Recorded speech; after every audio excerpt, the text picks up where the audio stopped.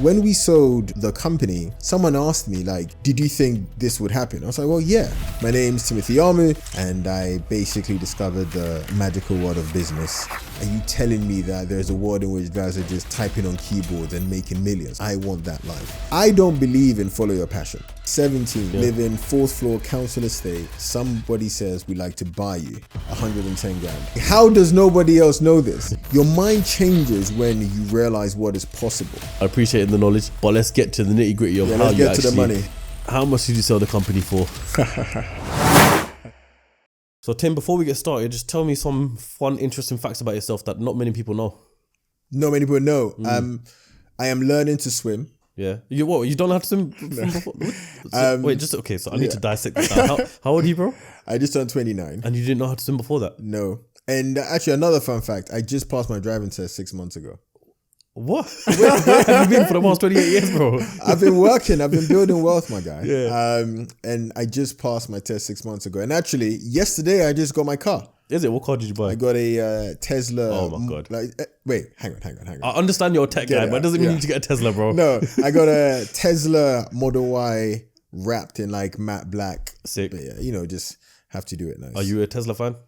I am a Tesla fan. To be honest, Tesla has done very well for me from a stock perspective. Yeah. My co-founder my old co-founder actually made a lot of money from just buying Tesla stock. And I came in like late in the game, but Tesla's been good to me. Have you seen the latest Cybertruck that they've got to offer? I've seen it. It's amazing. Something you're on your cards? I was actually saying to my friend that once I'm done with this car, I will get the Cybertruck next. So, Not bad. But I'm still surprised about the swimming thing. I'm still surprised about that. Hey, do you know what? It's because I never did swimming lessons. Yeah. I just never crossed my mind. So now I'm doing it. Fairs. We'll get into that in a minute. Yeah. But look, Tim, you've been in the office, in my studio, in my presence for about 10 minutes, right? Whenever I meet people, I always try to analyze them, and not analyze them, but kind of like understand how they are. And you're a very intriguing guy, bro. Like, you intrigue me a lot. Okay, like, that's good.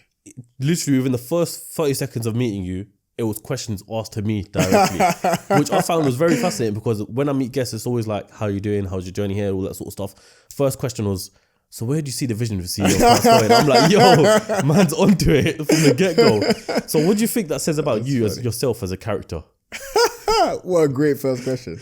I think it says I'm pretty direct. I'm pretty no fluff. But also, I really believe that like everyone can help every other person, right? And so for me, when I see the kind of business you're building and the empire that you're building, I'm like, well, there are a few things that perhaps I could contribute to it in terms of like insight and knowledge. So that kind of framework has been something that's always helped me throughout my life. Before we go anywhere and get into this episode, I need to ask you all to please press subscribe. If you've watched this podcast in the past, or you're watching this episode now and you've enjoyed it at any point, please press subscribe, as it helps more than you can imagine. A small action on your behalf that can have such a huge impact. So join the fellow CEO community, and I want to thank you all for subscribing and all for showing your love and support. So just a quick introduction to you, who you are, for people who are watching and may not know who you are. Yeah. How would you introduce yourself in the best way possible? How do I introduce myself? So my name is Tim Armoo.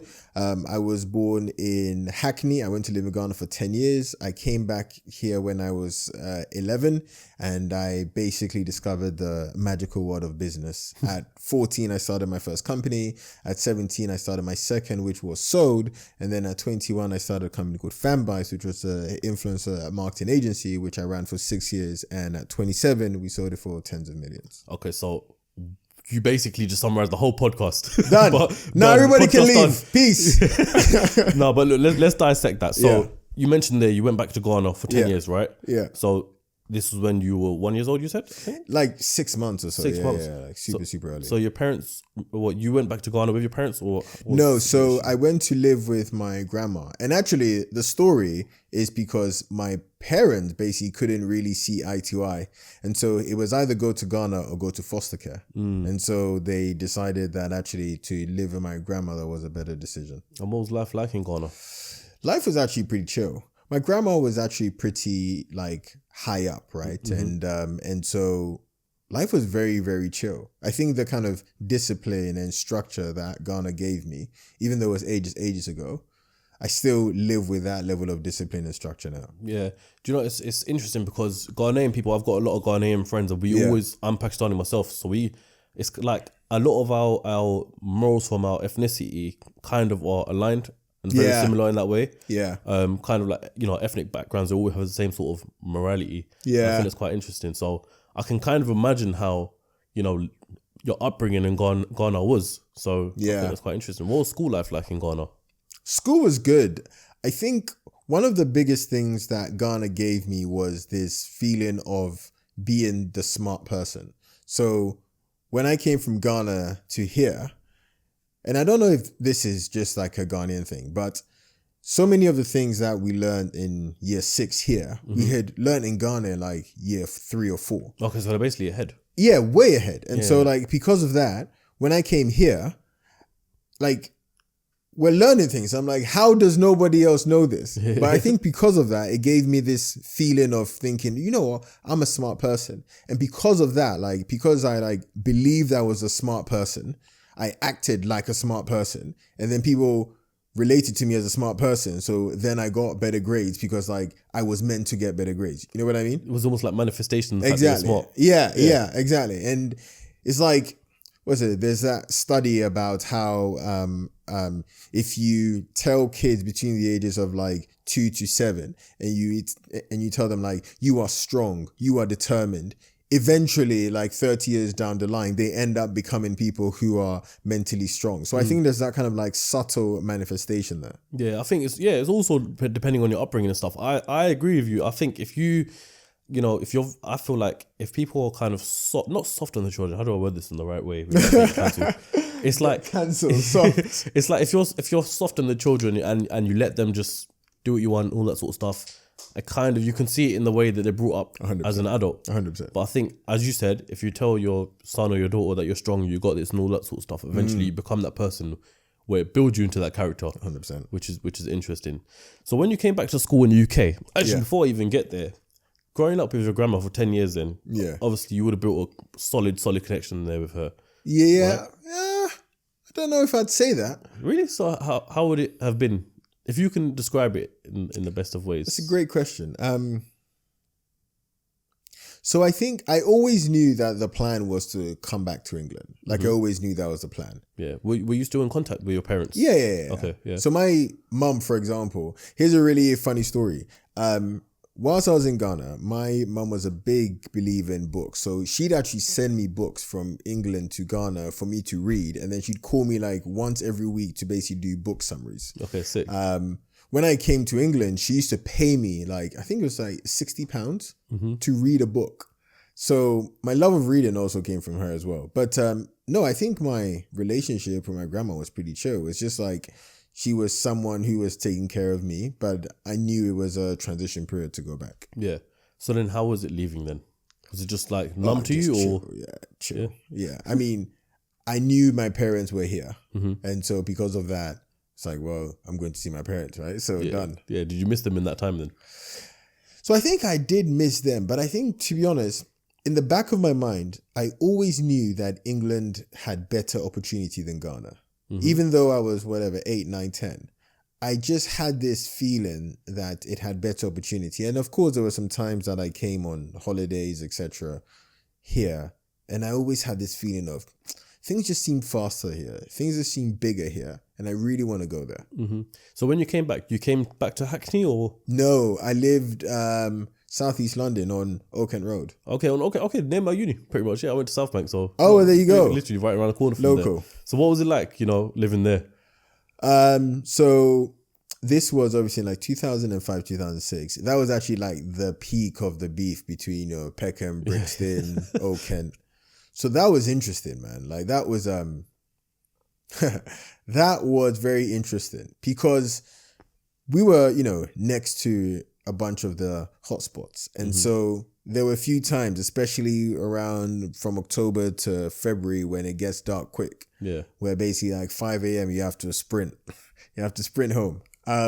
But overall, what was so powerful was that I made friends with a lot of the trappers there. And they almost saw me always as like this guy is going to make it out through his intellect. Yeah. And so because of that, I was almost the kind of like golden child a bit, right? Like in the same way that you see someone who's sick at football and you go, leave him because he'll make it out through football. For me, it was actually leave him because he'll make it out through his brain. Yeah, and hopefully that was through with him.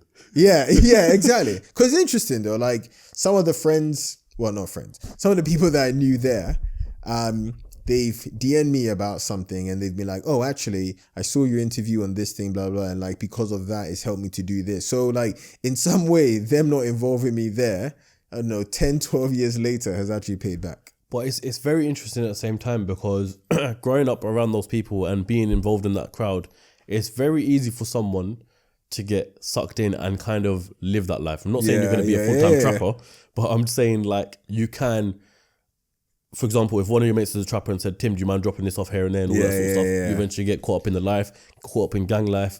So how did you actually stay friends with them but avoid that life? So, how did you balance it? Yeah. So I'm going to say something that is going to be somewhat controversial. Okay. I'm ready for it. But I think at that age, I always walked around with a superiority complex. Okay. Like I always walked around thinking I was better than everyone else. I was smarter than everyone else. I was more capable than everyone else. Mm-hmm. And most importantly, I did not deserve to be where I lived. Because remember, at that age, I didn't decide where I lived. It was living with my dad. And I always had this in my mind that this is just a pit stop. This is just a short path for me to actually get out. This was actually one of the reasons why I then chose to go to boarding school. And so I guess to the audience, I would say something like, well, that feeling of unease and that feeling of I can do better and I can be better, lean into that because you're not strange for thinking that. You're not awkward for thinking that. Because that's going to give you the level of intensity that you need to make sure that you push through. I'm interested to know, what did your dad do for a living? My dad worked for the council. Okay. Actually, here's a funny story. So for the longest time, I'd see letters coming from like Southwark Home Council, which is where he worked, right? But for like the longest time, I thought that meant that like he owned property. Okay, yeah. Right? I was like, Southwark Home Council. I'm like, right. But he was just like basically worked in social care. Okay, yeah. But he was a manager in social care.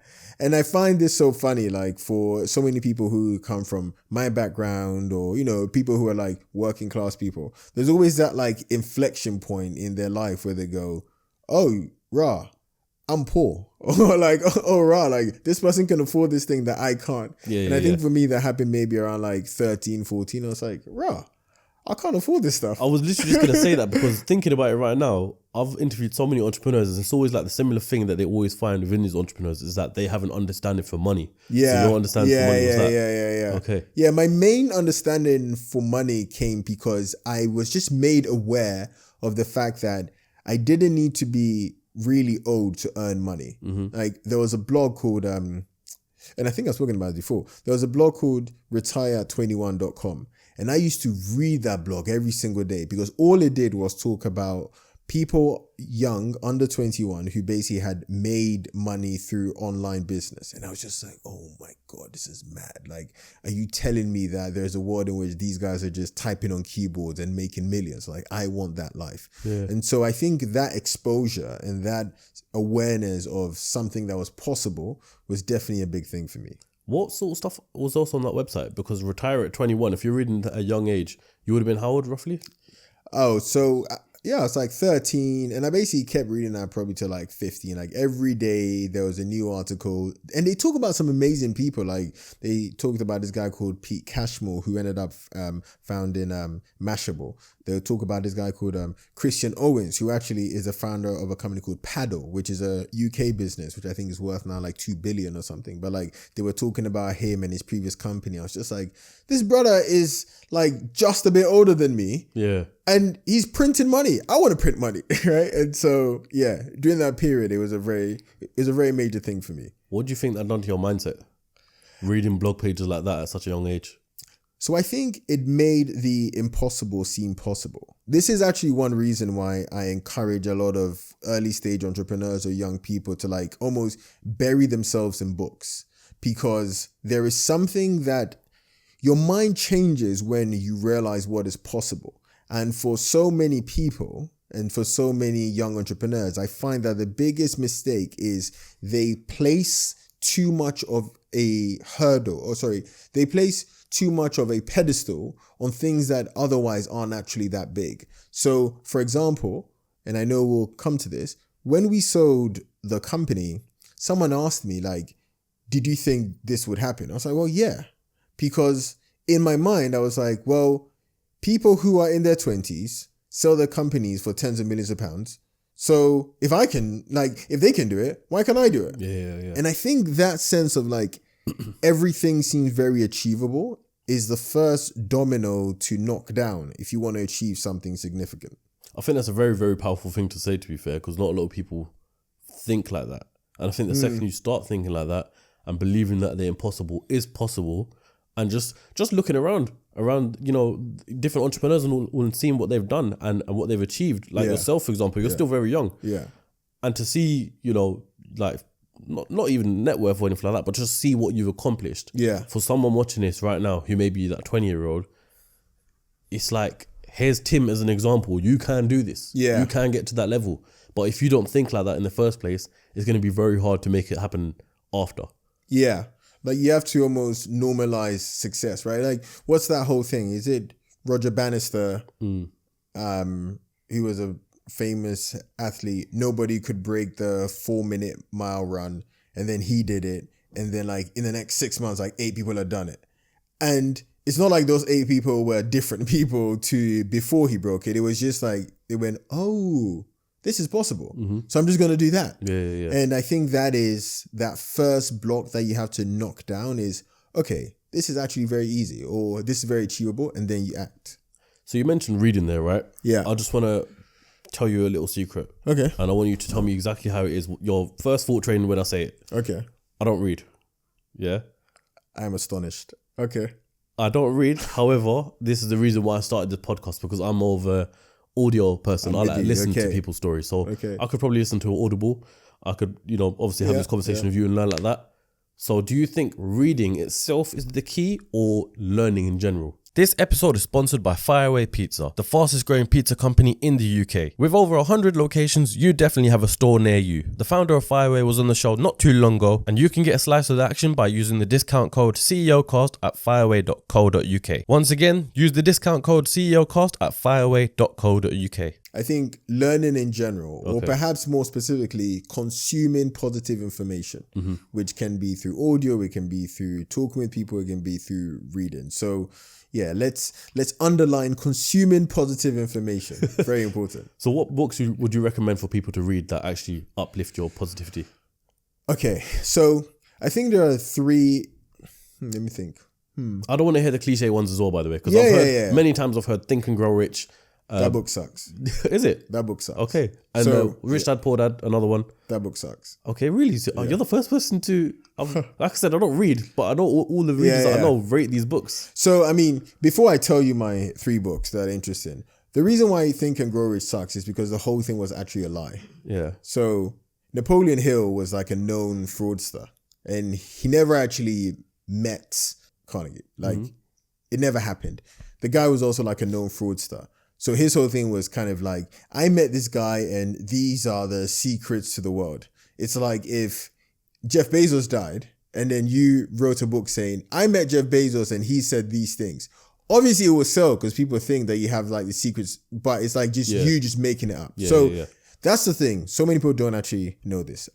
Or even fun story about Rich Dad Poor Dad, and people can crucify me for this. Rich Dad Poor Dad didn't actually sell well at the beginning. And do you know why it sold? Because it became part of an MLM.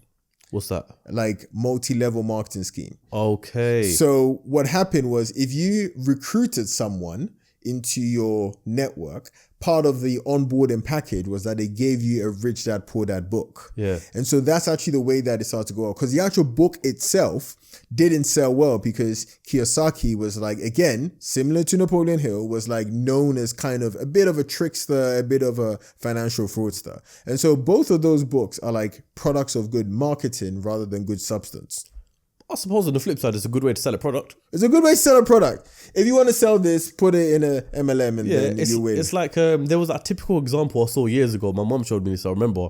And it was like, I don't even know if this is a true story, but it's a good point. The guy made a book on how to make £1 million. And he sold a book for £1 and sold it to 1 million people. And it was like, there's your £1 million right there. So what would you say off the back of that then? Your That's 3 funny. Books for success. So I think the 3 books I'll choose for success. Number 1, Psycho-Cybernetics. That's a very niche book, but to me it's the best book on how to redesign your self-image.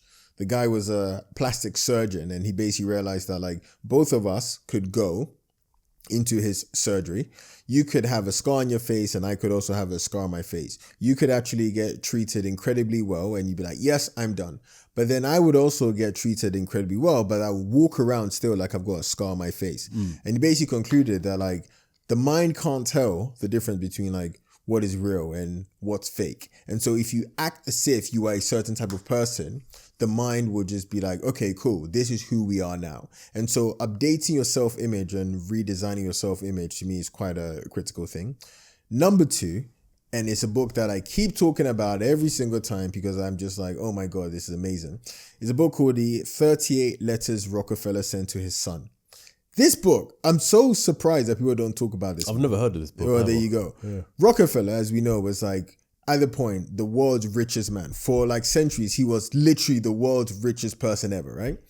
And basically, there are these letters he sent to his son, and nobody could obviously see them until when he died, when they were like taking stuff out of his house, then they saw the letters, and then they published those letters. And I've read that book like 15 times now, because basically it's like very in-depth, but again, it's like a mindset book where you kind of go, wow, this is how this person thought about competition and thought about wealth and thought about skills. And you just internalize those and you start to like really level up your game. And then probably the third one, but that is, again, my take, because my whole wealth has been built from like building and selling companies, is a book called Built to Sell. That book is basically, the guy is someone who knows how to sell companies, but he basically writes a story of someone who started an agency and how he went through the building of it, the scaling of it, and the selling of that agency. Those 3 books, I think, give you the mindset, but also the skills that you need in order to like build something and then eventually sell it at some point. You don't come across like your typical entrepreneur where you made money and all that sort of stuff. You kind of seem like you go against the grains of what entrepreneurship is, and That's interesting. And you've made it that way, which is a very interesting way to look at it, because it kind of breaks the laws of everything that I've been taught and spoken to you about from previous entrepreneurs on this podcast. Interesting. Which is interesting, a different way to look at life, I suppose. So how so? Like, how do you mean? As in that I'm not like flashy. No, not even flashy, but just for example, right there, as you mentioned, the books, you know, most entrepreneurs I've had in this podcast who have read, Think and Grow Rich, you know, these are the greatest books ever that are going to elevate your mind to, you know, for you to be a success. Yeah. And just as we mentioned, we were talking about this off the podcast as well, just like the way you're intriguing as a person. You seem like you've got a very curious personality to find out more about the world. Yeah. Or more about someone else. So I think it's a very interesting aspect to look at. But look, let's cover through your journey, because people are probably watching this right now thinking, you know what, I appreciate the gems, I appreciate the knowledge, but let's get to the nitty gritty of how you actually... let's get to the money. Yeah, let's get to the money. Let's get to the Show money. me the money. Keep the money warm. Tim, talk me through it, bro. Yeah. When did you first start making money? I actually first started making money before I did FanBytes. At 17, I started a company called Entrepreneur Express. Mm-hmm. Before that, I started a tutoring business at 14. But actually, I think the most useful lessons will come from Entrepreneur Express. So Entrepreneur Express was basically like an online blog all about like business and stuff. So remember that I told you I read that Retire at 21 thing? Yeah. I was just amazed by business. And so I thought, let me build like a business publication, both like online and offline, that I can use. And I can run ads to it. I can do all that stuff. But here's the big lesson and the big gem is the way that I drove traffic to that online site was through Facebook pages. So at that time, was it 12 years ago? At that time, Facebook pages were, you could post something and go viral and you hit. So I grew pages around like motivation and inspiration and all that stuff. And I'll take articles from my blog, I'd put in the Facebook page, and that would drive traffic back to the Facebook page. So it was basically like an arbitrage game, and it absolutely cleaned up. Yeah. That started making me a good amount of money. And then 11 months later, I ended up getting an email from a US company who was like, yo, do you want to sell the business? Or do you want to partner up? And I'm like, yeah, okay. What does that sound like? And then we get on Skype, and then he says, actually, rather than partnering up, we'd like to buy you. I'm like, what? And he says, yeah, we're thinking of like 110 grand. How old are you at this point then? 17. 17, yeah. Live in 4th floor council estate.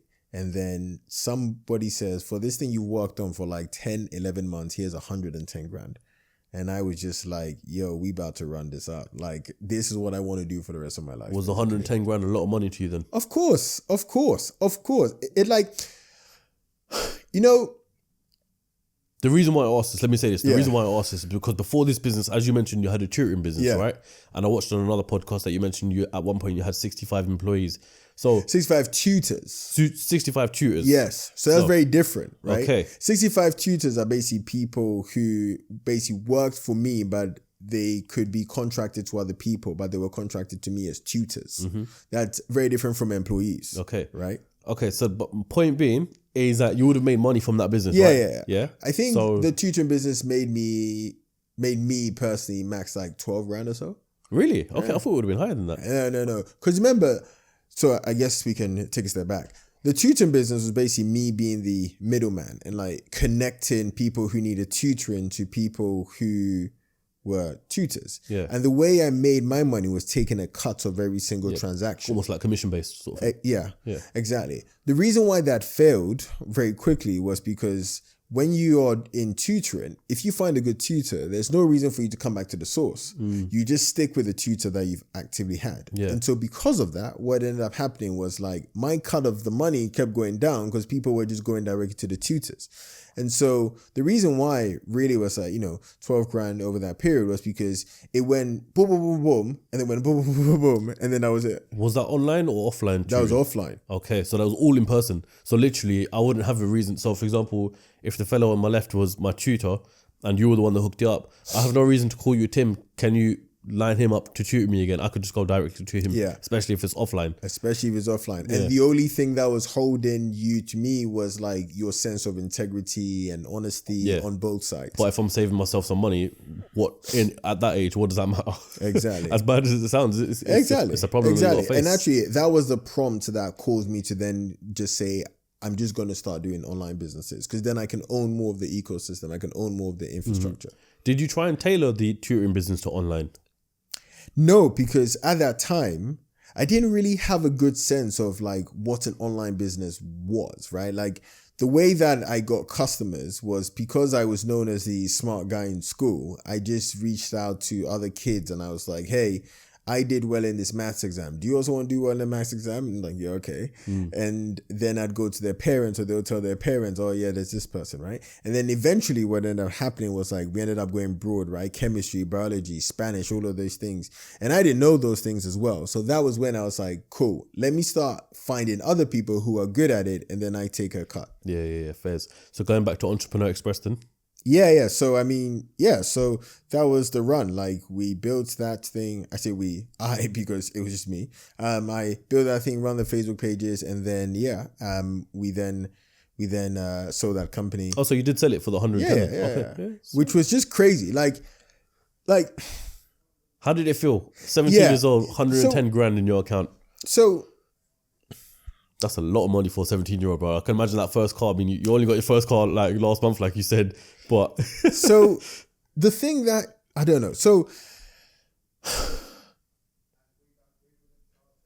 sometimes I think about that moment and I think, what would my life have turned out to be if that hadn't happened? Because I think the biggest value that gave to me was evidence that I was someone who could build something and sell something. If that hadn't happened, I don't think FanBytes would have happened. And I think for so many young entrepreneurs, I always say, your first business, your second business, even your third business shouldn't be the like multi-million huge success.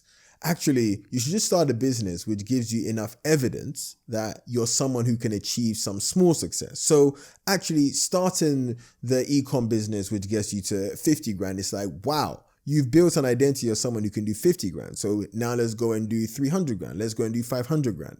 So that baby step of almost doing the 110 grand was like, wow, it has completely changed my life. The funny thing, and I smile at this because obviously with FanBytes, we ended up doing, huge campaigns, like £1 million campaigns, £500,000 campaigns. And now that scale, that's when you realize actually in hindsight, how small 110 grand was for the buyer. Because the buyer was an agency called Horizon Media. They literally like print millions and millions and millions. And so to basically have like 110 grand to just buy an asset, which made them way more than that, is nothing to them, but it was life-changing for me. But still at that time, I was just like, whoa, this is mad. Like 11 months of work, something that I just came up with in my mind. And someone's like, yeah, cool. Here's 6 figures, go live. I was like, wow. I think naturally how do I word this? As you climb the ladder of success, the definition of success changes. Yeah. So for example, at 17 years old, 110 grand is like massive. Yeah. Cool. Maybe at 23, 500 grand. Yeah. Oh, wow, this is better now. 28, we're talking millions. Yeah. Even better. Yeah. And the question I have off the back of this before we continue it is, creating that business in the beginning, was it initially in your head to sell it at all? Creating Entrepreneur Express, the vision wasn't to sell it, but creating FanBytes, the vision was. Okay. Yeah. So the vision was to sell it. So I always have this question nowadays as well, because I just come off the back of the podcast with Simon Skibb. You may have seen it. Yeah, familiar with him? Yeah. Yeah. Love Simon. And he's a great entrepreneur. Another one example who sold a business to, PwC. And so since that podcast, I started asking myself kind of like, what businesses that I could make that's exitable and that's sellable, and how do you actually think of the idea to create a business that's sellable? Because anyone can make a business, but not everyone can make a business that's exitable. So what's the execution strategies for that? So I think for this, I'd have to talk more about FanBytes. Okay. Because I think there I was very intentional, right? So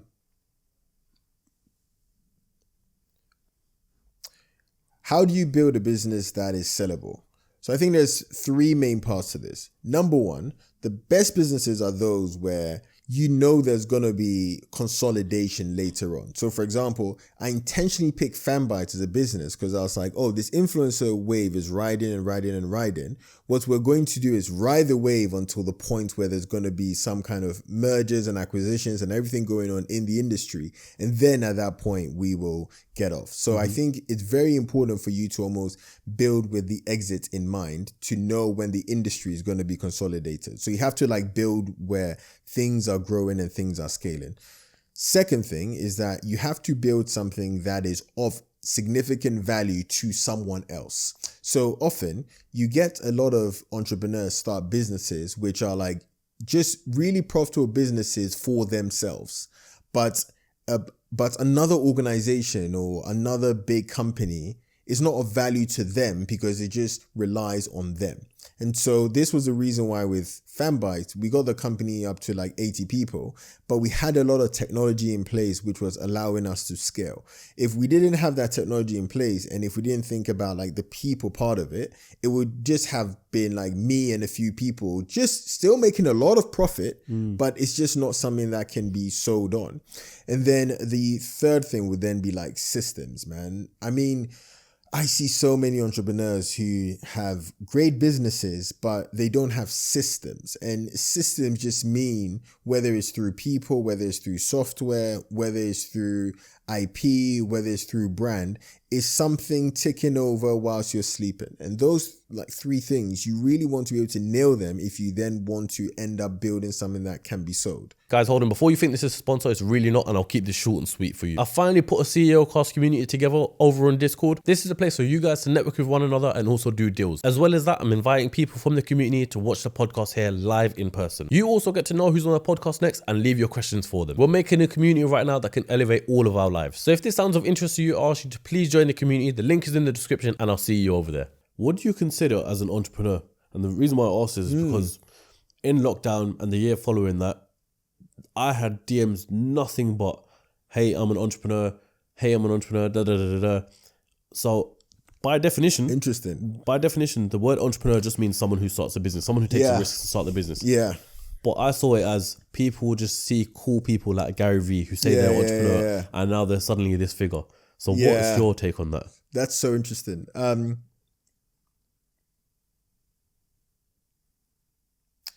So I think there's a difference between being an entrepreneur and a business owner.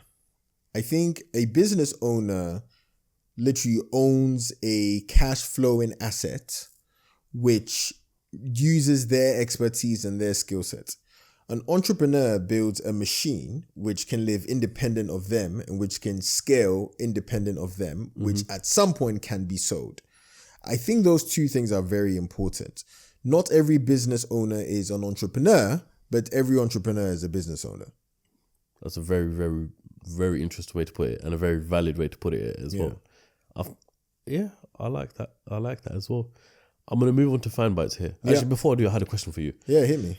There's that cliche saying that failure over time leads to success. Do you agree with that? As I said, you're that guy that kind of goes against the grain. So interesting to hear your take on it. Because your first business, pretty much a success, and businesses following that have been a success. Have you had failures on the way? I've had a lot of failures, but I just don't talk about them. Okay, can we talk about it on this podcast? Yeah, we can. So, so one time I tried to build an affiliate site for dentists. That failed. Why did it fail? It failed because it wasn't really fulfilling any market demand. It was just something I thought was interesting. It didn't slap. After I sold Entrepreneur Express, I wasted about 30 grand on spread betting because I thought I had the Midas touch and I could do everything. That failed. I started a number of e-com things before FanBytes. Those failed. So I've had a lot of failures, but I don't talk about them, not because I'm embarrassed, but almost because they just don't even come into my mind. I'm like, oh yeah, try that, didn't flop. Anyway, on to the next thing, right? So I think you want to have that. They want to have that sort of personality where you're almost like a duck and failure just hits you like water and like, oh, okay, that worked, that didn't work, etc. Yeah. That's an interesting way to put it. Because I do think people do dwell on failure and negativity too much. And it doesn't let them progress in life into other different things. But if you just accept the failure, fair enough, in that case, maybe a 30 grand loss or something like that. Yeah.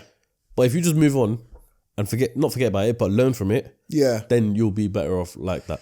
Yeah, because the thing is, man, like, if you internalize that business is a skill, and as with any skill, you get better the more that you do it, then that therefore means your first and second business are meant to fail because you don't know the skill of how to be good at business. It's like I'm learning to swim now. The first times I got in the pool, I couldn't even breathe underwater. All those that stuff, I don't think you can naturally breathe underwater. Yeah, anyways. I don't know what you're doing there. I couldn't hold my breath underwater. There you go, right? And then it was like, oh, okay, this is what you do. This is what you're meant to do. And then by lesson 6, I'm like, oh, I can float now, right? And now I can do all these things progressively. So if you think about business as a skill, and you think about a skill that you get better over time with repetition, then you're meant to fail, then you're meant to learn from those failures, and then you're meant to then scale up afterwards. Interested. How old was you when you started FanBytes? I was 21. So like you said, you started with the ideology of, being able to sell that business in the future. So when you created this business, what was the actual purpose? What when you put it on pen to paper as a business plan, what was your goal that you're trying to achieve? So here's a really funny story. FanBytes actually started from a failure. So my co-founder and I had tried to build this company called Bandsy, which was basically connecting music artists with their fans. Mm-hmm. But that failed because we realized that we weren't actually fulfilling any true market demand. And then on one night, we saw this YouTuber called Jake West, and we thought, Jake West was a songwriter and also a YouTuber. Let's see if we can do a campaign with him where he can engage his fans in some way. And that campaign was the first time that people actually started buying our stuff. And I thought, oh, that's interesting. The influencers are the ones who have the power. When you say the buying your stuff, what stuff? So Jake West would do things like, if you buy my t-shirt, you enter in with a raffle to enter a competition to win an experience with me. Okay. Right? Okay. And we tried that with bands and artists and no one really took it. It was a YouTuber who actually made it work. And I was like, oh, that's interesting. This YouTuber thing is where the pocket is. And then we did it with this other girl called Kiera Rose. And the experience was for people to go ape with her. One of her fans to go ape with her. And so to do that, I then called up Go Ape. And I was like, hey, Kiera Rose is coming. Could we get like a free thing? Then he said, oh, what's your price? And it's like at that moment I went, oh, he's seeing this as marketing. Like this to him is marketing Go Ape through these YouTubers. Yeah, there's money coming out of their pocket. Yeah, and I was like, oh, the YouTubers aren't our customers. The brands are the customers because they are trying to tap into this wave that is happening with influencers. Because obviously they're seeing it as well. Exactly. So we're like, this whole business should just 180 and actually be about helping brands tap into those influencers. And then when I discovered that and when I determined that, I was like, cool, this is the opportunity. And that was when then we researched into the opportunity. And it's like, oh, okay, this is like when TV had its wave or when radio had its wave, where it was like, it starts off small and then it just keeps growing and growing and growing. And the people who were leading in that pack eventually ended up being rich in that way. What do you think was different about FanBytes as compared to any of your competitors? Because I can't sit here and say that FanBytes was the only company at that time doing that. So I think FanBytes succeeded because of three things. Number one, positioning.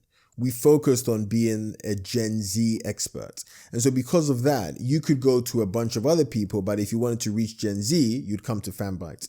Number two, we were very aggressive in like overly promoting. So whilst I was running FanBytes, we did things like the Byte House, where we got 6 TikTokers to come and live in a house and create content. We basically stole the idea from Hype House in the US, right? We created things like the FanBytes Fund, which was a fund dedicated to fund influencer campaigns for Black-owned businesses. Basically, like every month, there was some reason why FanBytes was in the news. And so because of that, the like perception of FanBytes was just, oh my God, these guys are everywhere. And I think for a lot of entrepreneurs, this is actually quite a good skill, which is how can you create constant noise about yourself every single time? And then the third thing was like, we had a very good combination of both like services, but also technology. So we weren't just like a services business, but we built software, which meant that like from one central point, we could activate campaigns in like UK, US, Australia, Mexico, like everywhere, right? And so because of that, brands were like, if we want to reach Gen Z globally, actually FanBytes are the best people for that. So I think those three things were big differentiators. Why was you targeting Gen Z out of everyone? Was it just because they're the up and coming, they're the new ones that people are connecting with? What was it? Yeah, so this is, okay, cool. This is a business lesson for all your viewers in here, which is at the beginning, you really want to have some kind of competitive advantage. And the way you want to have some competitive advantage is A, what is missing in the market, and B, what is credible to you. So the first bit about what is missing in the market, everyone was just like an influencer marketing agency. So there was missing that focus on Gen Z. And then B, credibility. Because we started it young, because we were because we're part of Gen Z, because of that, when we go into a meeting with a brand and we say, we are Gen Z, we can help you tap into Gen Z, boom. We are your target audience. We are your basically. target audience, and we're trying to run the play for you to target more of us. It's like, well, duh, I'm not going to give my money to some like 40-year-old white man. I'd rather give it to this 24-year-old who people. understands us better than us. Boom. Exactly. That makes sense. Scaling like that is one thing, but how did you actually obtain and attract customers to FanBytes in the first place? So at the beginning... Can you remember your first customer? Yeah, our first customer was Go Ape. Is it? Okay, off the back, yeah. Up the back Spent £300 Yep. with us. And I remember that £300 was basically 3 million. Yeah. Because it was like, wow, okay, if I feel like this is working. And if this is working, then that means there's more people that we can have. Mm-hmm. So how we attracted first customers was at the beginning, we just hustled and we focused on a very specific niche, right? We focused on music labels. And we said, we're going to go to these labels and we're going to charge them very, very cheap because we just want the case studies. And here is a very, very tactical thing for entrepreneurs to do. You want to pick a specific niche where it's very easy for you to reference other customers. So for example, if we sign on Sony or we sign on a sub-label in Sony, then that gives us incredible opportunity to then go sign a sub-label in Warner because Warner don't want to lose to Sony. And then what happens, because you got Sony and Warner, what happens is Universal basically come to you because they're like, what the heck? These guys are all working with this person. Yeah. So very tactically, how we got customers was that we focused on a niche which had a lot of reference customers. And then we just went in and we just like, all right, Sony, boom, done. I think the first campaign with a label in Sony was like, I don't know, $1,000. And then we went to Warner and we said, oh yeah, that was like 10 grand. and then it just kept going higher and higher and higher. It's almost like, it's funny because it's almost like the companies themselves are fighting amongst each other. Yes. Yeah. But you're the one benefiting it in the end run. Exactly. What you always want, especially at the beginning, is to just focus on that sort of segment where it's very easy to then get the future people. And then what we then ended up doing was once we had nailed music, then we just did the same thing in apps. Then we just did the same thing in fashion. And then what ended up happening was like people would just come to us because like we become known as like the apps people, the fashion people. And I remember having so many arguments with my team where they were like, oh, can we expand, etc., etc. I'm like, no, focus. So just doing that from a very tactical level. If you're listening, you run some kind of like agency or something like that, I will go, all right, you should get a sheet of paper. You should say, what is my niche? And then in that, you should say, what is my niche inside of my niche? Because those are the people who are going to easily refer you other customers. And those are the way that you're going to grow from there. I want to learn from this personally right now. Yeah, hit me.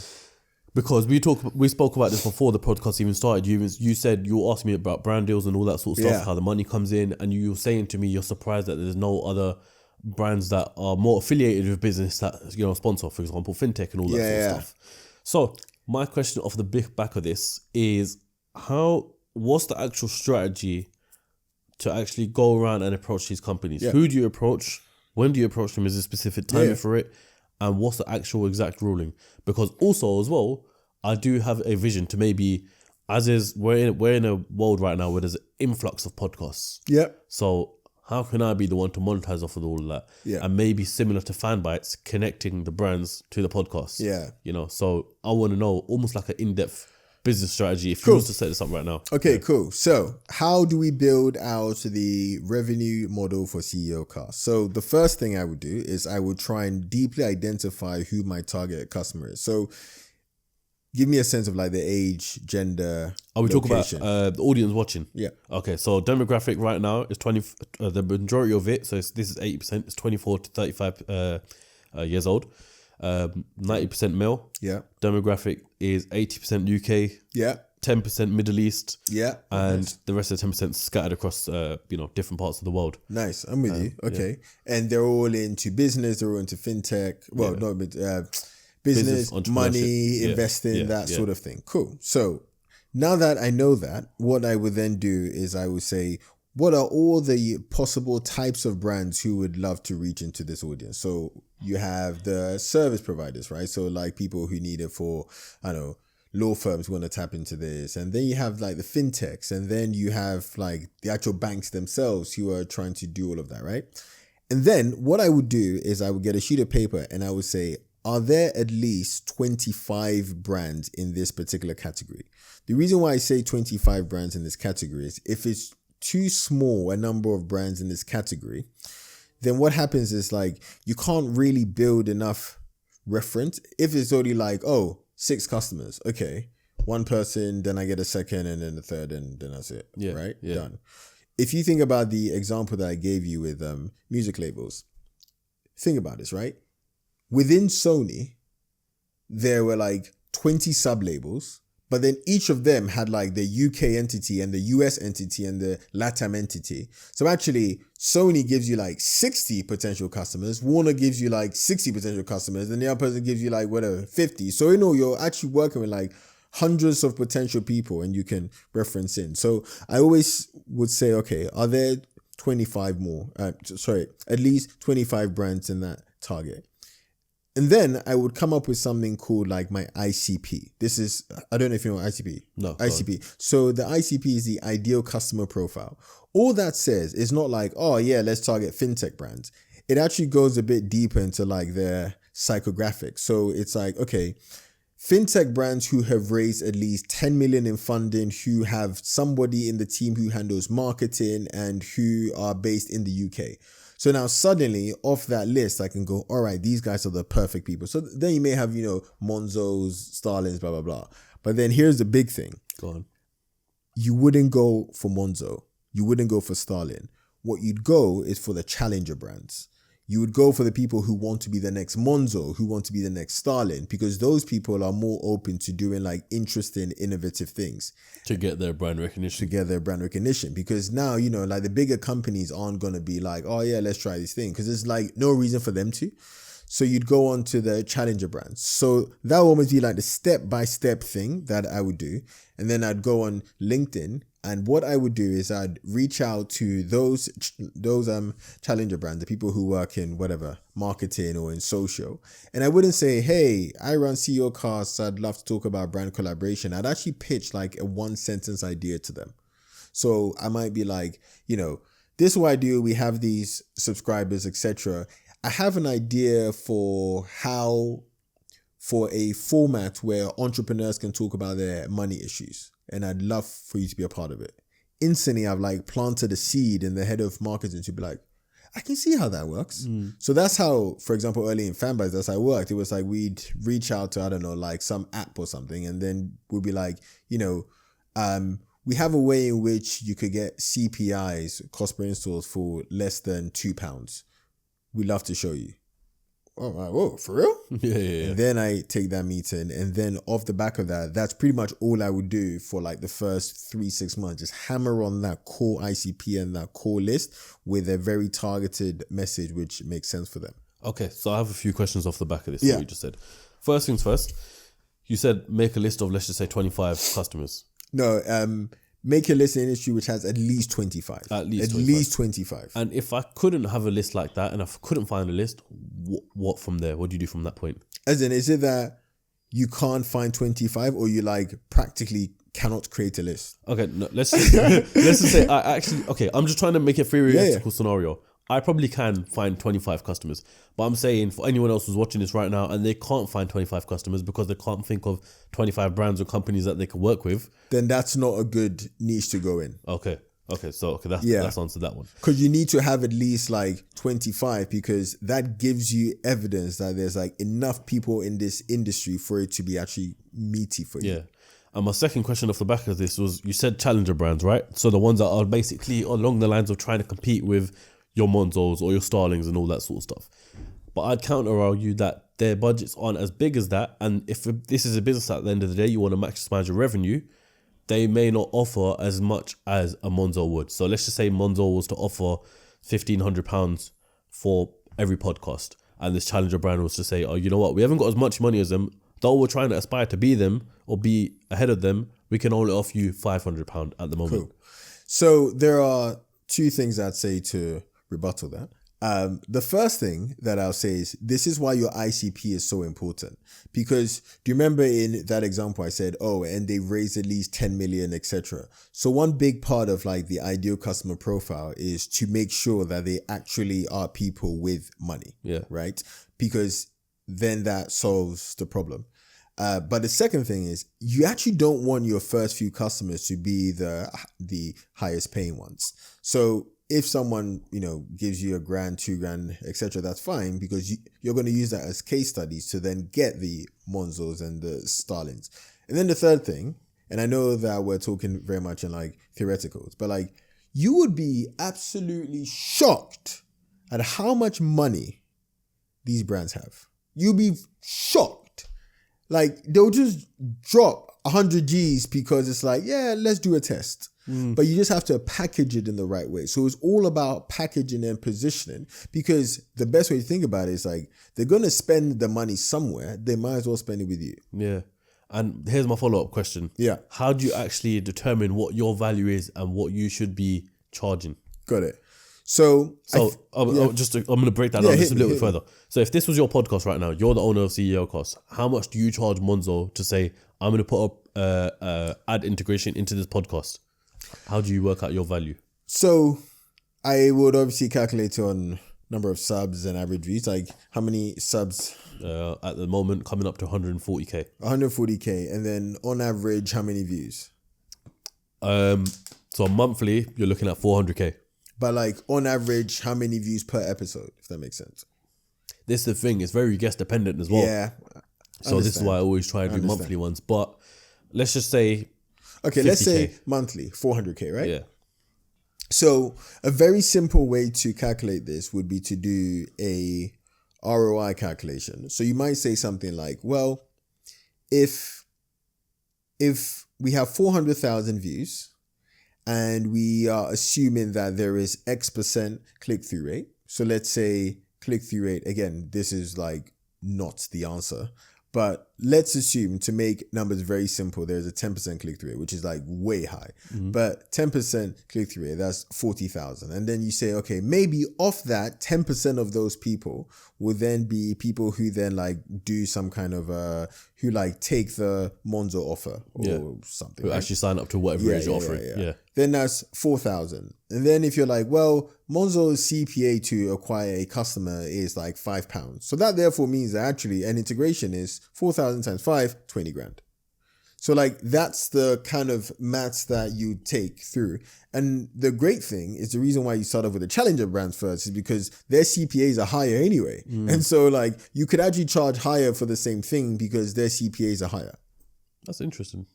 I need to start doing that properly. There you go. But this is the reason why I want to do this myself, because obviously naturally you have agencies reaching out saying, hey, we can put this brand on here, what do you think? And I'm sick of tired of the rates that they offer, because it's just like, fucking, I'd rather do it for free.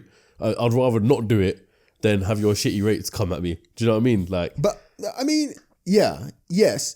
But again, I think it's packaging. Like if you package CEOCAST as like the definitive voice of youth entrepreneurship in the UK, suddenly you've added a premium feel to a YouTube media property, right? So it's like positioning is a big part of it. Yeah. Do you think, this is interesting, you don't know too much about me, but just looking at it from the outside perspective, do you think CEOCAST could ever be in a position where it's exitable? No. Why is that? Is that because my face is attached to it? Yes. And if my face wasn't attached to it and I slowly started breaking my face away from it, then what would you say? Then I don't know where the value is. Because a big part of it, and the episodes that I've watched are like, you come across as someone who is very approachable, very charismatic, and then that then brings on or brings out the kind of je ne sais quoi of the guest. If it was someone else, then probably not. One way you could almost, circumvent that is that you have a new format on the show. So you have a second format which is not dependent on you. But then again, you're still then like beholden to somebody. Yeah. Right? Yeah. So, I mean, look, like it's very hard to sell media brands, which is why then people build products off the media brands, right? We see it happen all the time now. I was literally having this conversation the other day with someone that all these big content creators and all that sort of stuff, they're making their own brands now and doing something else that goes alongside, but they're promoting it all heavily within their media. Yeah, because that's something that you can sell. But also, I mean, This, by the way, turned into a coaching call, which typically I charge a lot for. Well, it's okay. Consultation fees and that, yeah. Yeah, free game fee. But also, it's like, I would almost push back and say that you almost don't need to even be thinking about like selling what you have here. Yeah, no, I'm not thinking about selling it at all. It's just like, it's always kind of, I suppose, an ego stroke of the fact that you could sell it if you wanted to. I don't know. But the access that this gets you and the audience that this gets you, I would say is way more than any money that you currently could get. 100%. I agree with that. Okay, sweet. So then how did you grow it from there? Just keep doing different things. So at the beginning, we focused. So at the beginning, in our first year, I think we made like 400 grand or so. And that was really because we solely focused on a certain subset. So I believe we focused on music labels then. And then the second year, then we focused on mobile apps, and then we just kept growing and growing. So how we grew that was we had focus on a specific niche. And then once we built enough like proof points, we ended up going to investors to raise money. So actually throughout the journey of FanBytes, we raised like 2 million from investors, but it was always when we had enough evidence. And then the third thing that we did in terms of like, how did we scale it from there, is almost like, we were just really good at online marketing to feed people who were strangers and like feeding them into our world to then buy our product. So I think those like three things of like focusing on a specific niche and then raising money only when we had actual proof points. Because that's so fucking important. Sorry. No, swear all you like, bro. If it's comes from passion, I like it. Okay, yeah. That's so fucking important, right? There's like so many entrepreneurs and first-time entrepreneurs I speak to. They're like, oh, I've got an idea. How do I get investors? It's like, show me what you got. Like, what's the story? What's the traction? Oh, no, it's just an idea. No one's going to take you serious. So we always raise money when we're in a position of strength. And then, of course, the third thing was like, we were very good at like attracting customers into our world by doing online marketing, speaking engagements, conferences, events, and all that stuff. So with the investors, at what point did you even realize you need investors? And, you know, a business always says, or someone always says they need investment, they need investment, they need investment. What for? What did you need? Because you said you raised 2 million for your first investment, right? No, so we raised 2 million throughout the duration of FanBytes. 2 million throughout the duration. What did you need the 2 million for? I don't know, vibes, isn't it? For the vibes. No. So the first ever bit of money that we raised was 15K. Yeah. And here's the thing. We gave away 6% of the business. That's so, like, even thinking about that now, I'm like, oh my God, I can't believe that. Like, that was very, very bad deal. But that was not a bad deal. It was just like a deal that we didn't understand at that point. Was this early doors though? Super early. Okay, yeah. And it was actually for the previous business with Flop, but then we kept the same. But you live and you learn, because, you know, 6% at the time you're thinking, yo, 6% and you're getting 15 grand. Do it. And it's so annoying because I think back at it and like, you had more money than 15 grand then, but for you, it was the fact that you got an investor on board. Mm-hmm. So what did we need the money for? So I always raised money when we knew something was working and all we needed to do was just step on the accelerator. So in our second year, we passed $1 million a year in revenue. And then at that point, I was like, oh, we have something that's working. Let's go and raise a bit more money. So I think shortly after that, we raised like 300K. And then when we passed another milestone, I was like, ooh, let's now raise a bit more, 500,000. And then let's now raise a bit more, 600K. So it always was when we had some kind of momentum going. The mistake I see a lot of entrepreneurs make, especially like first time, second time entrepreneurs, is that they try and raise money when they really don't have an advantage. They're just like begging. They're just like, oh, please, can you believe in me with this idea? Yeah. Whereas what you want to do is be in a position of strength and then basically be like, well, this train is going to go anyway. So I'm actually doing you a favor by getting involved in this. You know what I mean? Yeah. So you're either with us or you're not. Yeah. We don't need that, kind of make it seem like we don't need your money. Yeah. We're going to go this way anyway, regardless. Yeah. It's about if you want to join us and you're going to, you know, eventually profit off of your investment. Exactly. You've mentioned something just there and throughout the podcast as well, right? Which is the failures you had. You tried to start businesses because it wasn't meeting the market demands. Yeah. Now, there's one thing thinking about an idea in your head, and there's one thing analyzing what the actual business world needs or wants. So would you say that's the mistake that people are making? They're creating businesses off what they want as to what the end person wants. 100 billion%. Most ideas that I get pitched, which I just don't even take a look at, is because there is not enough evidence that they've solved a market demand. It's just like, I have a business which sells earrings to goths. Okay. Who told you that goths need another company that does this? And so rather than thinking about market demand, they think about what they want to see in the world. And that often is the reason why ideas don't even take off. Okay, so how can I'm gonna put myself in a situation. Yeah, hit me. How can I actually understand what the world needs, what the world wants? So I think there are probably two ways to do that. The first way is to literally read reports by companies like McKinsey and Gartner and Bain. And these are all companies who every year they put out research reports on like what are trends going on in the world, what is growing, what is in demand. And if you spend time reading and consuming those, you will find so many opportunities. My friend actually, he should get on this actually, it's called Micaiah. He started a business which was like car dealership software, and he sold it to a company called Upstart for 110 million. 110 million. Micaiah, you're coming on the podcast, mate. Yeah, he's coming on. He's coming on. The way he actually figured out that this was actually something that people wanted was he literally read reports and trend reports and says,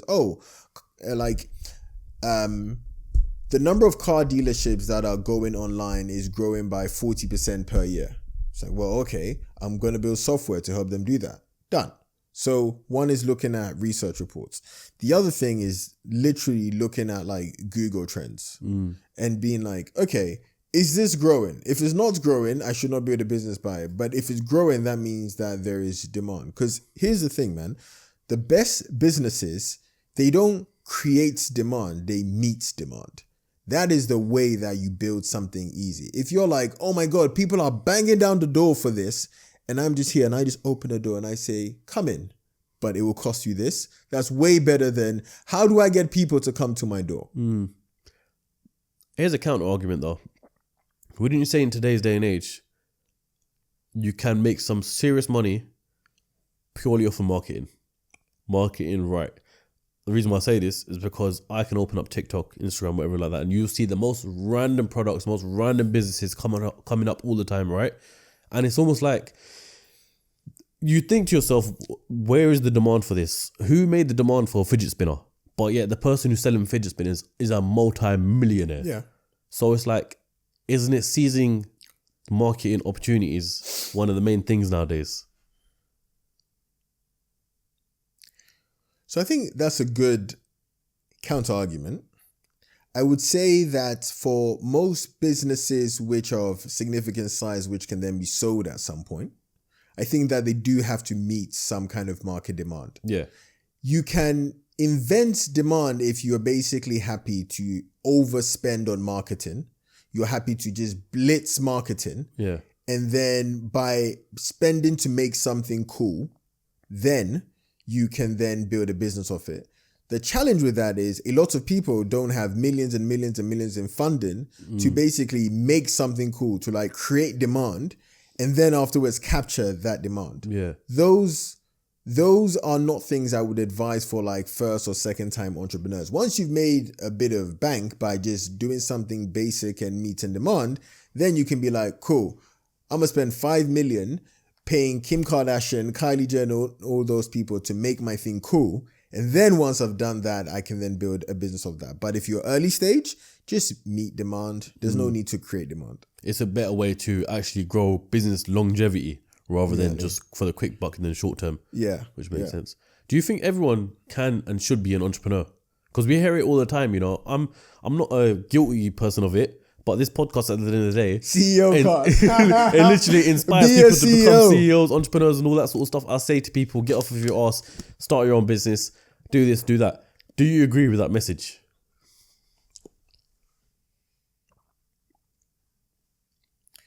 So I don't think everyone can be an entrepreneur, but I think everyone can be entrepreneurial. Explain it. Entrepreneurial is understanding the skills needed to create value and to make money. Being an entrepreneur, as we said, is about building systems and building a machine that you can then sell the overall machine.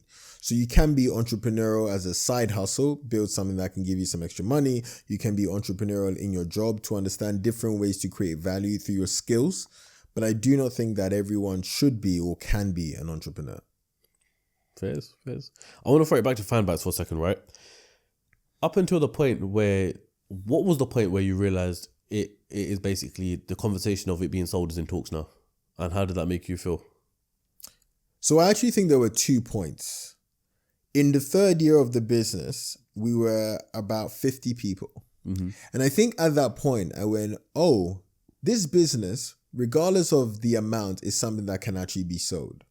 Because I went, we've built a system here, and we built a process here, and we've built a brand name here, and we've built enough revenue here that actually, at the very least, we can sell this company for a few million. The second bit was when in 2021, when I remember getting 3 emails within 6 weeks. I got 3 emails from companies who wanted to partner up.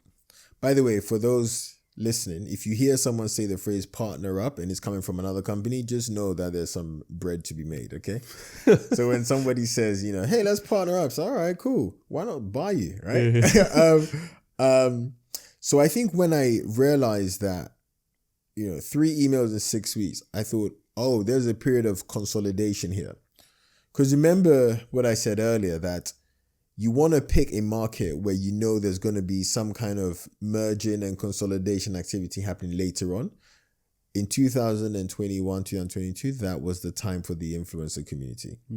And so during that period, what we ended up doing was we hired a bank, and the bank basically ran our process. So for those listening, running a process basically means that the bank basically puts your docs together, says this is the financials, this is how the company looks, etc.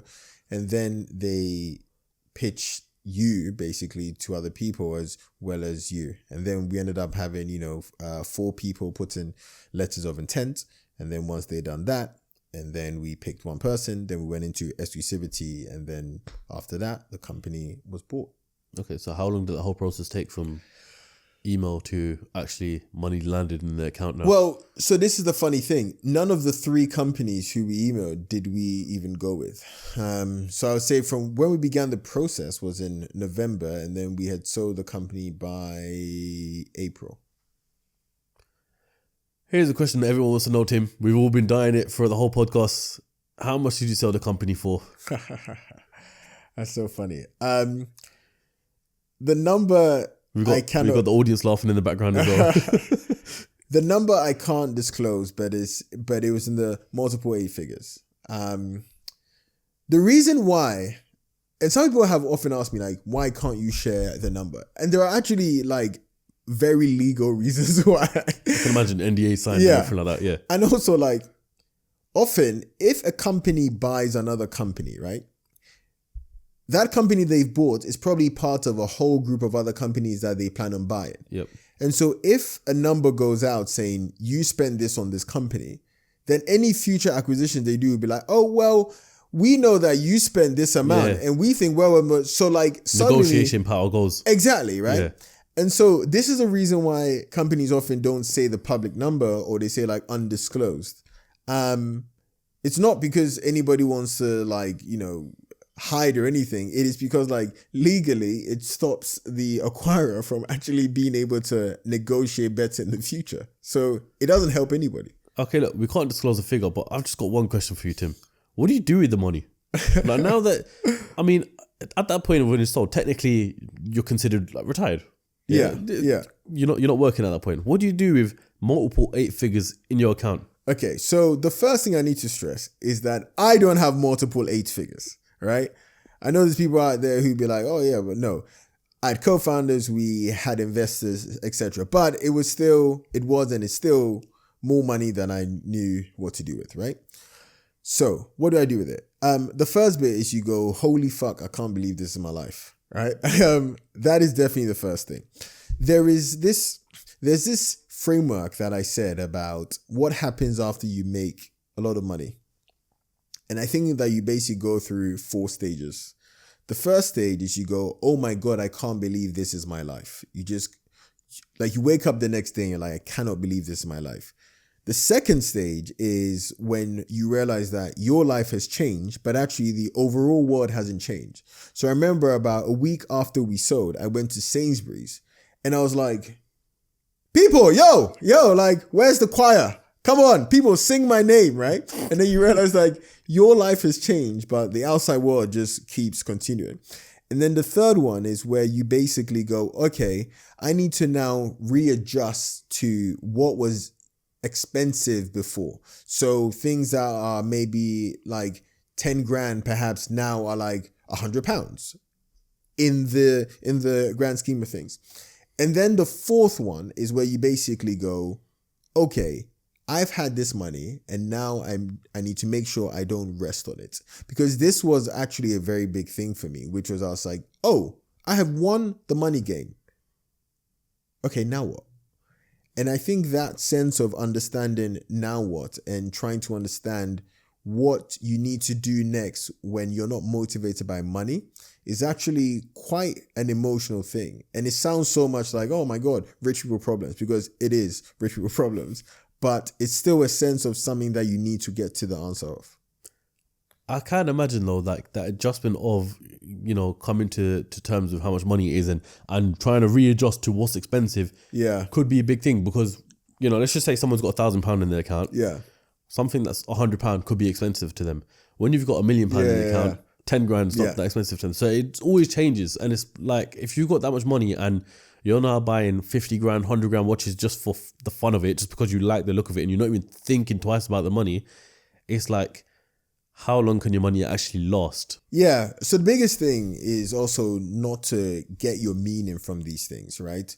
Often I get on my profile, people say, are you really rich? Because where's the Lamborghini? You wear a fossil watch. This watch is actually a sentimental watch. People are like, okay, come on, like, show us some stuff, right? And I always go, firstly, you're a donut, and there's no way that I'm showing you anything. And also, it's like, wealth is often the very silent wealth. But most importantly, I actually think is like, what meaning do you ascribe to things? So, for example, in my house now, there are very specific things that I basically bought and I had in the house. I was like, oh my God, I've made it. One of them was a dishwasher. A dishwasher? Having a dishwasher, because growing up, I didn't have a dishwasher. And so having a dishwasher in my house was like, oh, I've made it, right? Having someone who now comes to like pick up my car and go to charge it, I'm like, oh my God, I can't believe that I'm able to pay someone like £100 a month to do this. I'm like, this is so amazing to me. Or even things like, for example, that my house has like 2 floors. I'm just like, oh my God. Because again, I lived in a council estate. We had 1 floor, 4th floor. There was no lift. And so I think I ascribe meanings to those things rather than, the new watch, the new car, and all of those things. My dad's always taught me a saying since the day I was born, pretty much. I can remember it off the top of my head. It's that empty barrels make the most noise. Yeah. Yeah. But at the same time, for people who don't understand that, it's people who are showing off money, really haven't got so much to offer in the first place. But at the same time, it's like some people believe that when they live affluently, like, whether it's having a nice watch on the wrist, driving a nice car or nice clothes, all that sort of stuff, they kind of attract wealth. They believe in manifestation that way. So don't get me wrong. I live well. So, every flight is business class minimum. And that's just even to see my friends, right? First class flights and all those things. But I do those from a feeling of like, I want comfort for myself, or I want to experience the best things for myself rather than like, I want to do things for other people. I mean, I get the whole manifestation thing and all of that, but like, just don't go broke doing it, I just want to break something down there. Very interesting point. You said you don't go anything less than business class. Yeah. When's the first time you traveled on business class?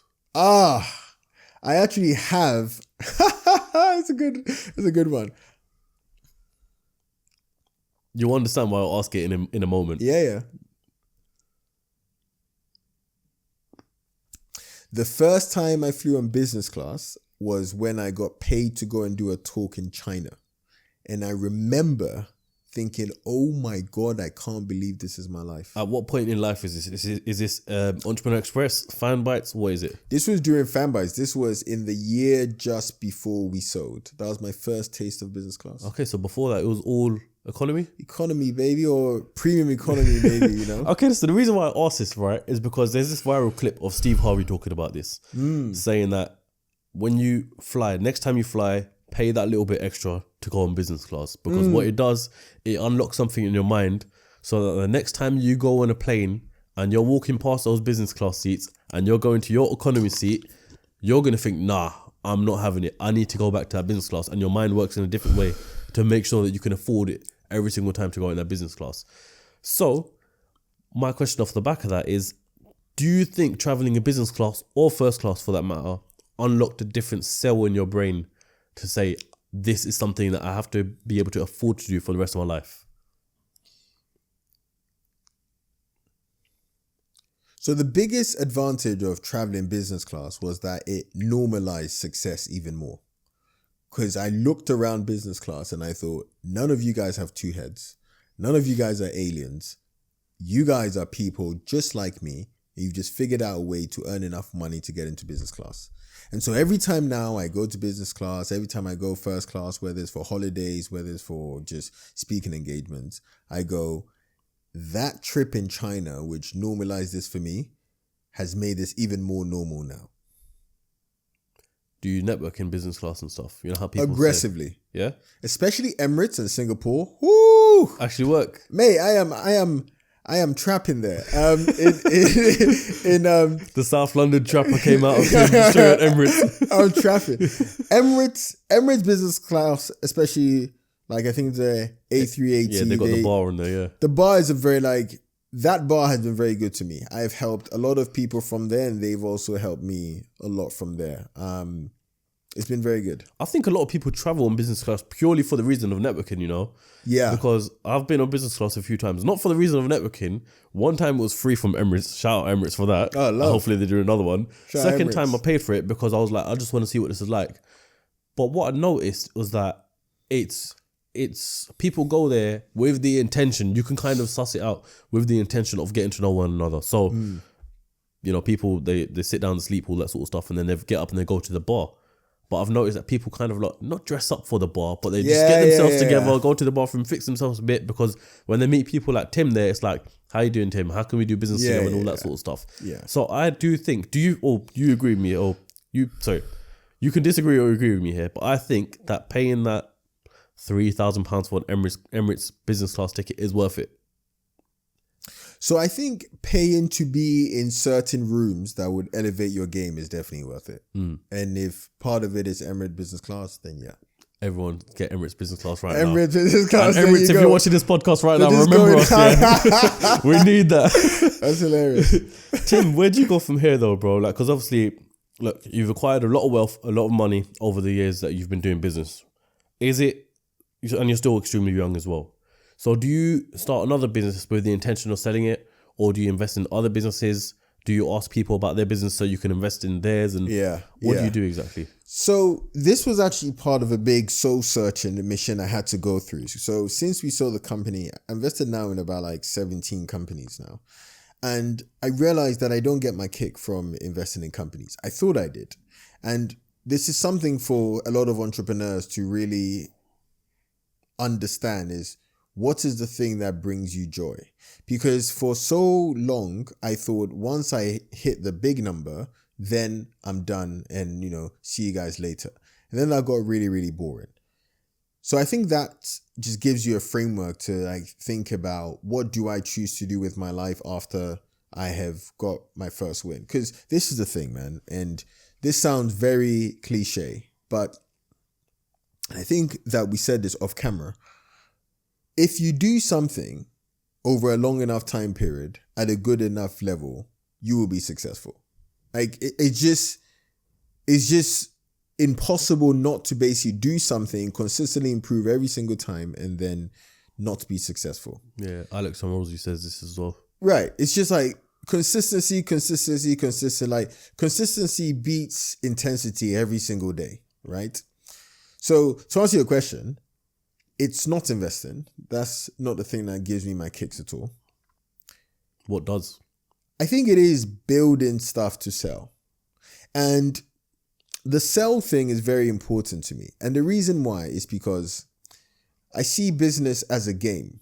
And the way that you get to the end of the game, or at least the way that you get to the end of this level, is you sell the business. Now, what I'm not saying, and this is very important for you and your audience, what I'm not saying is that you are a failure if you haven't sold a business. That is not what I'm saying at all. I'm saying that my benchmark for business success is selling a company. There are also several people, and I say this to so many entrepreneurs.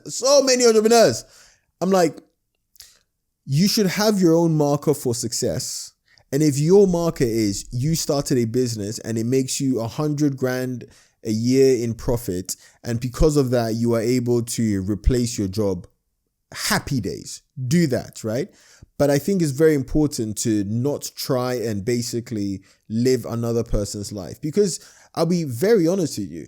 After we sold, I had a very famous, I'll say this.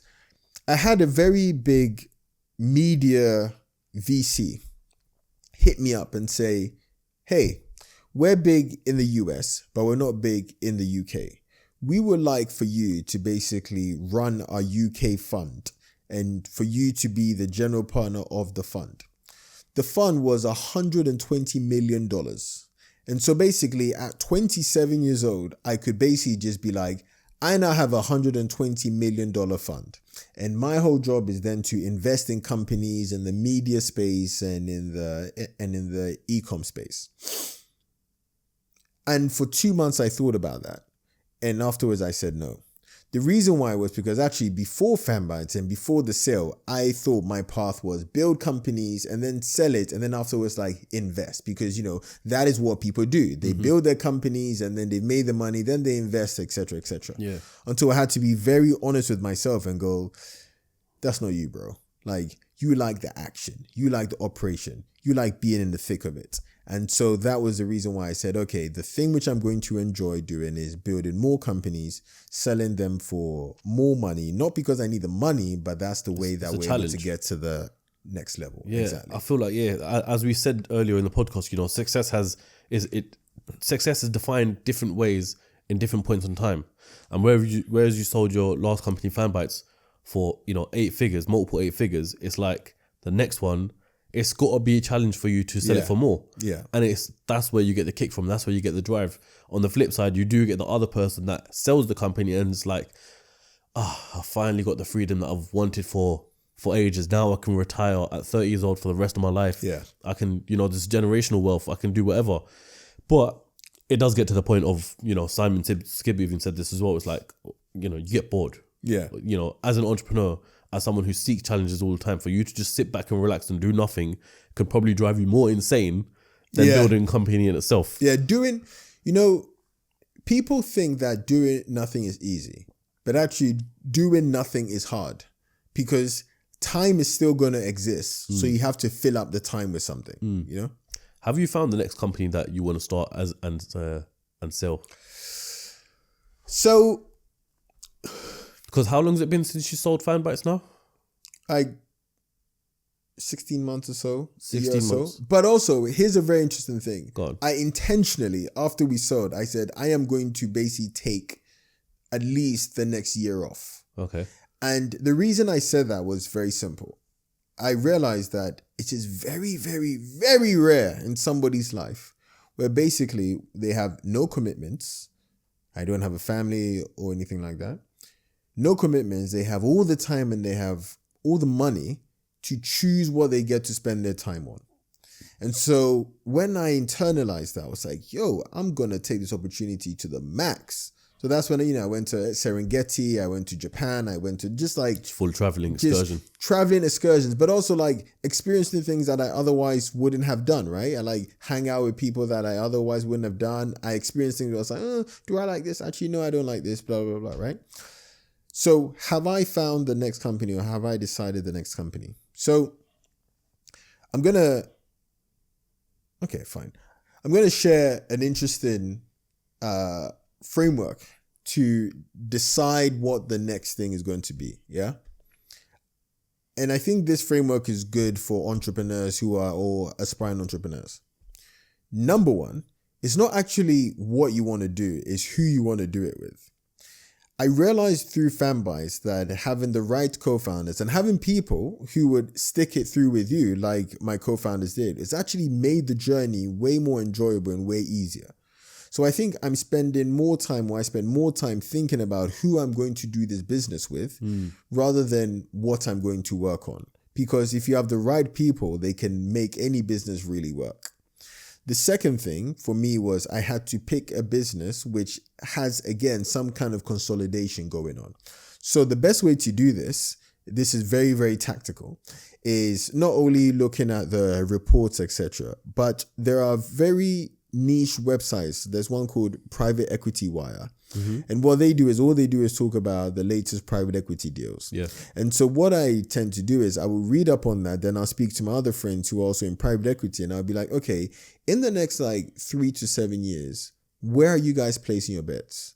Where are you guys going to be spending money? Because by doing that, what I'm then doing is I'm going, all right, cool. We're in 2024 now. In 2030, what are going to be the big changes that people would have placed their bets on?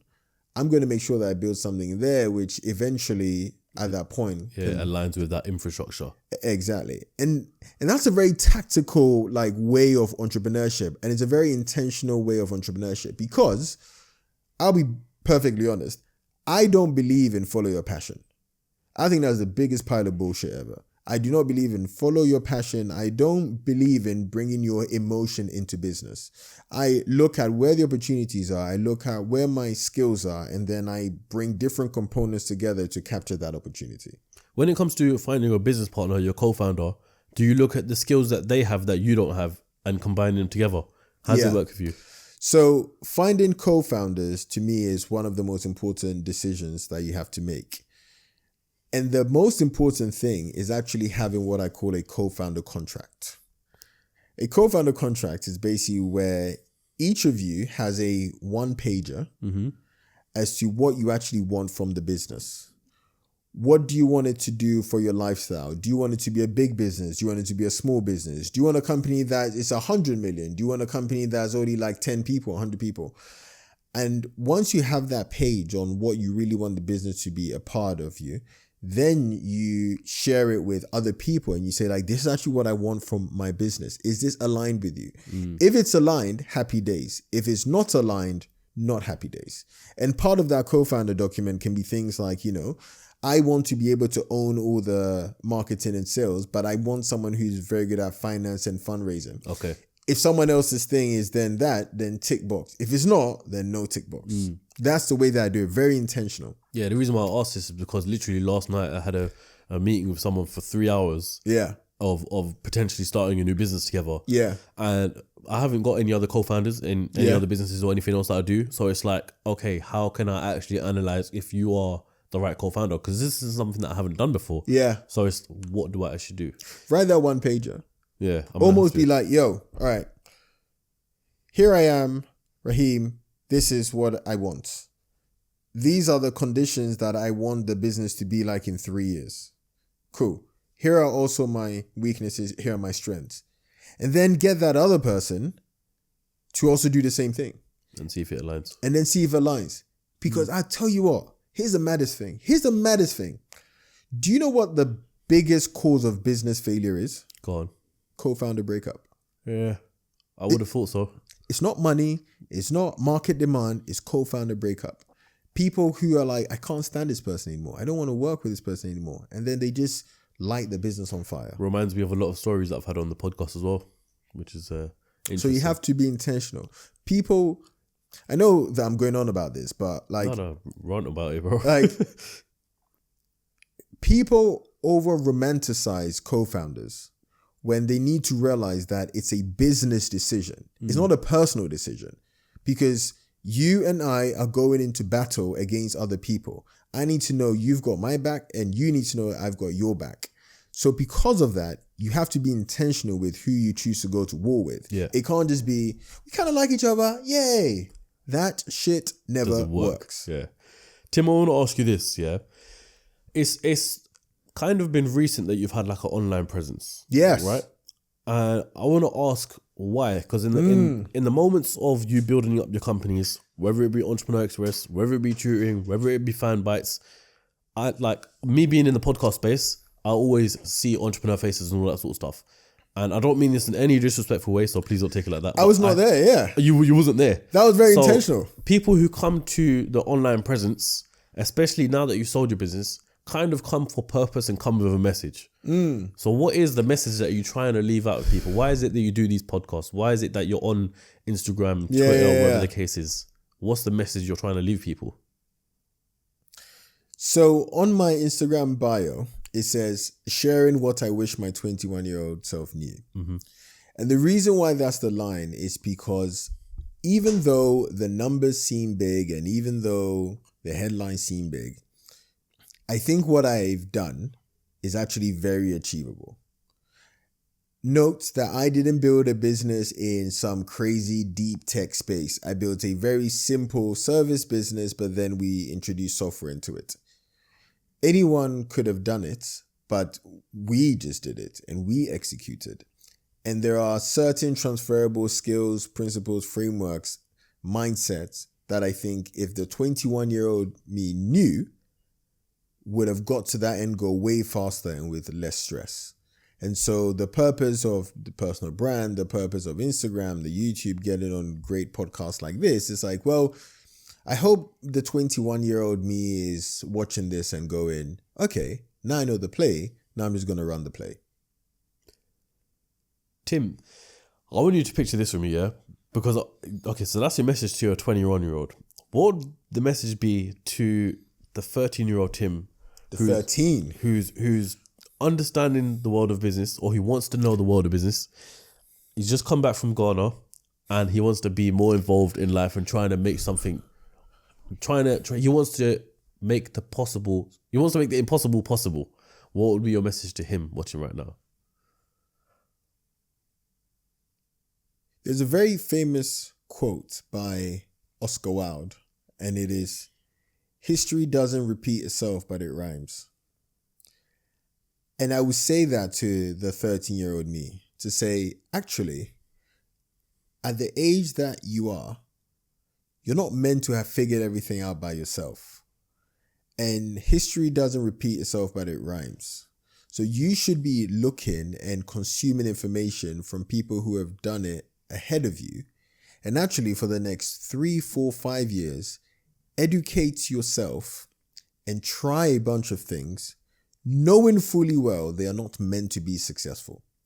Because when you eventually improve your scale of business, when you are 19, 20, or 25, all the work you've done during those years would improve your odds of you having an extraordinary outcome. So reduce the pressure on yourself. Realize that all the people on TikTok and Instagram and YouTube who are flashing their Lambos and doing all of that stuff, there were a bunch of failures before them. Realize that, give yourself time, and just aim to get better every single day at the skill of business. I think there's a positive, good message to leave with the audience. There you go. Tim, I want to thank you very much for coming on the podcast, bro. I appreciate you dropping hella knowledge and everything like that. And if people want to find you, where can they do so? On my Insta, Tim Armoo, I post some good gems in there about what not to do. About what not to do. Breaking the entrepreneurship cycle. We love it. We love it. And if you enjoyed what you see today, make sure you subscribe to the podcast. Give it a follow on Apple Podcasts, Spotify, all that good stuff. Follow us on Instagram. Follow myself. And all the links will be in the description for myself and from Tim. Any final notes? Go crush it. Go crush it. There we are. I'll catch you lot on the next episode of CEOCAST. Peace. If I have a platform to speak on, I'm going to tell the truth. If I tweet something, it's going to be the truth. And God will do the rest. And it is what it is. And the only reason these things exist are to help the people at home be valuable fans of mine.